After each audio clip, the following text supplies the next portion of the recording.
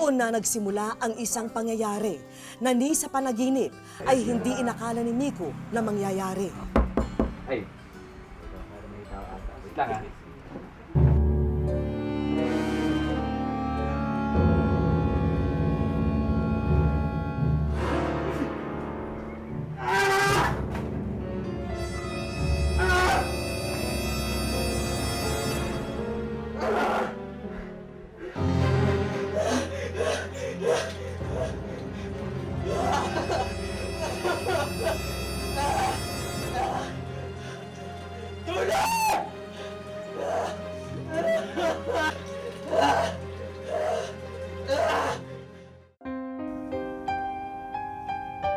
Ang matapang na asido ang siyang lumapnos sa buong mukha ni Miko na siya ring magpapadilim sa mundo niya.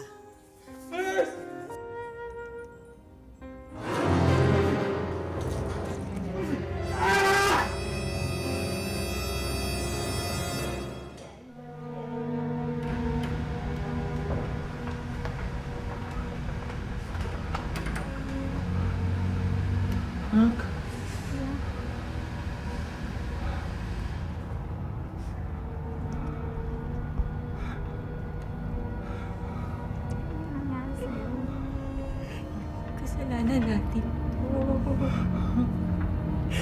Kung hindi natin siya pinabayaan, hindi ito mangyayari sa kanya.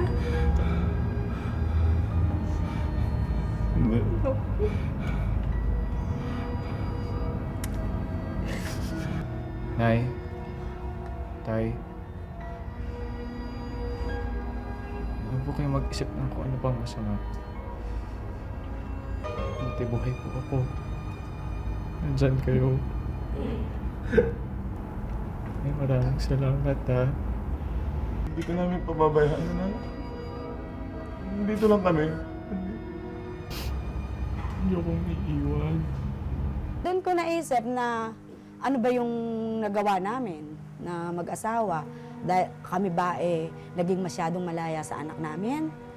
O ano ba, kami ba parang inayawan namin yung obligasyon namin sa anak namin kaya pinagsarili namin? Sinisisi ko yung sarili ko. Yun.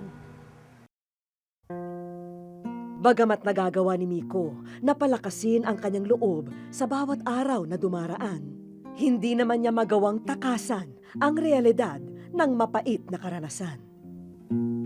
At ang pinaka-apektado po ay ang mata ko. Ang kaliwang mata ko po ngayon ay wala nang nakikita. Sabi po ng mga doktor, wala na raw po itong blood vessel, kaya 10 to 90 na po ang tsansa na maayos o mailigtas ang aking mata. Sa isang igla po, nabulag ako agad eh. Tapos para pong kanakain yung mukha ko, bakit bigla to nangyari sa akin? Wala akong nakakaaway. Dahil nga, dati akong presidente ng paaralan namin, kahit minsan wala akong nasagasaang tao o wala akong pagkakaalam na nasagasaang tao para gawin sa akin yun. Yun yung mga tumatakbo sa utak ko nung nangyari sa akin yung sitwasyon na yun. Nagtataka ako tsaka nagtatanong kung sino ang pwedeng gumawa sa akin.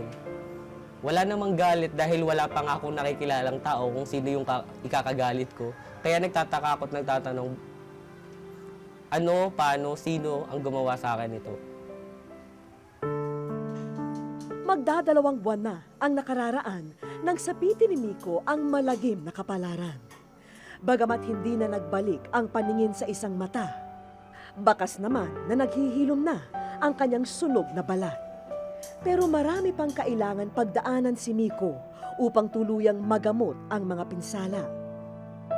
Physical po ang pinaka na-damage or naapektuhan sa insidenteng ito.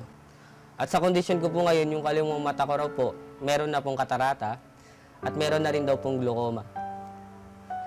Ang kanang mata ko naman po, ang nag-iisang mata na gumagana na sa akin pero malabo, ay hindi naman po nakakapikit ng maayos dahil kinain ng asido yung mga pilik mata ko. Kaya sa kasalukuyan po, ang ginagawa lang po sa akin ay mga lunas, gamot na pinapatak sa aking mata. Dahil kailangan ko pa pong maoperahan ng mahigit sa isang beses. Ang kailangan po munang gawin sa akin ay maayos ang aking mga eyelids.